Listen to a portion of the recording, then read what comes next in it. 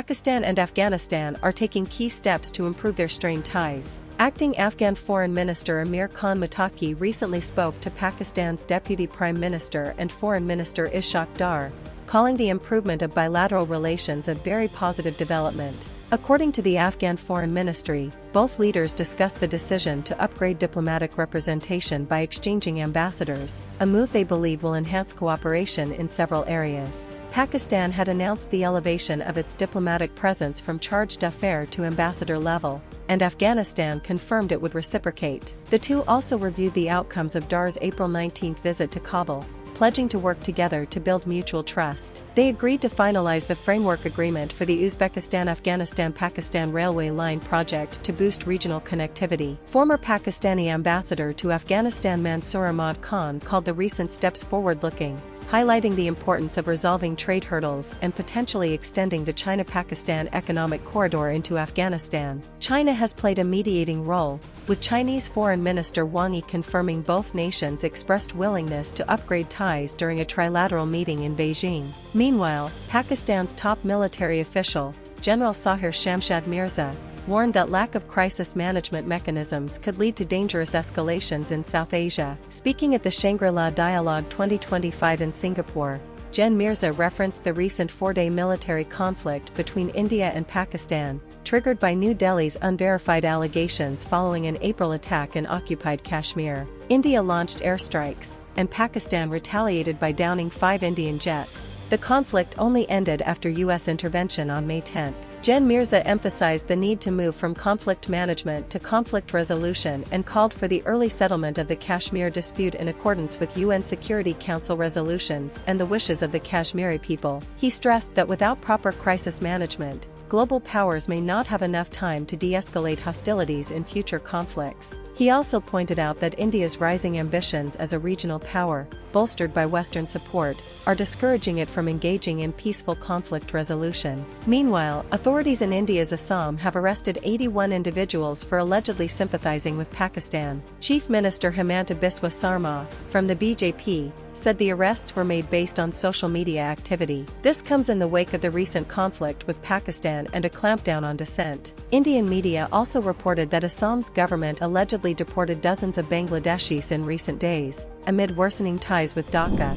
Israel's defense minister, Israel Katz, has ordered the Israeli military to continue operations against Hamas in Gaza regardless of any negotiations. Katz stated, either Hamas releases the hostages, or it will be destroyed. This statement came after a U.S. envoy called Hamas's latest response to a Gaza truce proposal unacceptable, according to AFP. Meanwhile, Saudi Arabia's foreign minister, Prince Faisal bin Farhan, condemned Israel's blocking of an Arab diplomatic delegation's visit to the occupied West Bank. Speaking at a joint press conference in Amman with Jordanian, Egyptian, and Bahraini counterparts, Prince Faisal said this move showed Israel's rejection of any diplomatic peace process. He said Israel's actions illustrate and confirm its extremism and that Israel appears only to want violence. In Baghdad, Iraqi Prime Minister Mohammed Shia al-Sudani and Lebanese President Joseph Aoun held a joint press conference calling for urgent intervention to save the people of Gaza. They condemned the ongoing Israeli assault amid what they described as suspicious international silence. Al-Sudani expressed Iraq's full support for political consensus within Lebanon and condemned Israeli aggression on Lebanese territory. He also reaffirmed Iraq's support for Syria's territorial unity.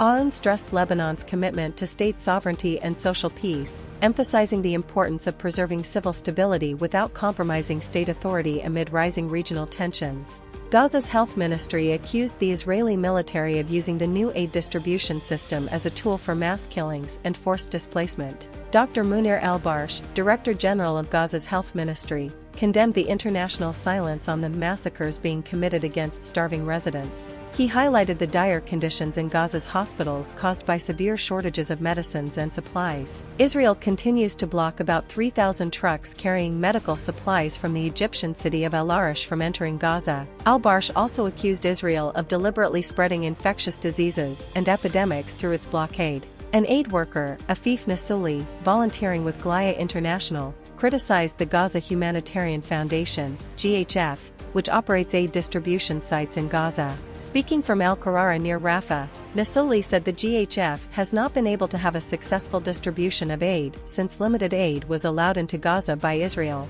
He described the distribution sites as disorganized with what he called malevolent intent, alleging that the GHF seemed to target Palestinians even as they desperately tried to get food. Tragically, at least 31 people were killed in an Israeli attack near an aid distribution point run by the US-based GHF in Rafah. Local health authorities and the Palestinian Red Crescent reported recovering the bodies of 23 Palestinians and treating 23 injured at the Rafah site. Additionally, 14 Palestinians were injured near another GHF distribution site in central Gaza. The Gaza government's media office accused Israel of turning aid distribution centers into death traps and said aid was being used as a weapon of war to forcibly gather starving civilians at exposed killing zones monitored by the Israeli military. The Israeli army stated on Telegram that it was currently unaware of injuries caused by IDF troops' fire within the humanitarian aid distribution site and that the incident was under review. Gaza's Civil Defense Agency reported the death toll at the Rafah site had risen to 22. According to Middle East Eye,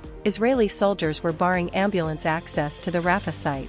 In a separate tragic incident, a Palestinian father, Hamdi al-Najjar, who lost 9 of his children in an Israeli airstrike on May 24 in Khan Yunis, died from injuries sustained in the same attack. His wife, pediatrician Ala al-Najjar, received the charred bodies of their 9 children at Nasser Medical Complex while on duty. Their only surviving child, Adam, and Hamdi were both injured in the attack. On the eve of peace talks, the conflict between Russia and Ukraine intensified sharply. Ukraine's defense minister Rustem Umerov is confirmed to attend the second round of direct peace talks with Russian officials in Istanbul on Monday, after initial uncertainty about Ukraine's participation. These talks were proposed by Russian President Vladimir Putin and have so far led to the largest prisoner exchange of the war, but no agreement on stopping the fighting has been reached. Amid efforts for peace, violence escalated on multiple fronts. In Russia's Bryansk region, near the Ukrainian border, a highway bridge was destroyed by an explosion while a passenger train carrying 388 people to Moscow was passing underneath. At least 7 people were killed and 69 others injured. Responsibility for the blast has not been claimed. In a significant Ukrainian strike, forces attacked Russian nuclear-capable long-range bombers at a military base deep in Siberia, over 4,300 kilometers from the front line. Ukrainian intelligence reported that 40 Russian warplanes were hit in this unprecedented attack.